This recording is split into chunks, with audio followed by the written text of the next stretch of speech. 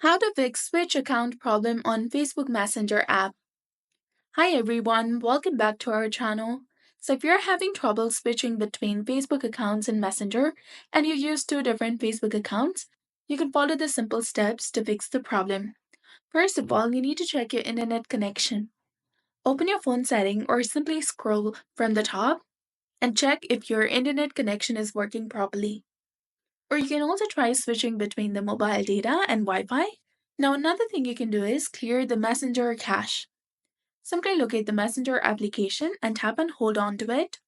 Tap on App Info, scroll down and go to Storage, and then click on Clear Cache. Go to Battery and make sure that it is set to unrestricted or optimized according to your device. Now open your Play Store or App Store according to your device.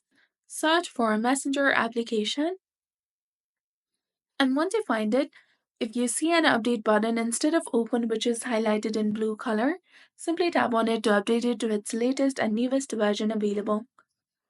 After this, try switching accounts in your Messenger again, and if you still have questions, you can ask in the comment section. So this was all about it. If this video was helpful, please like, share, and subscribe.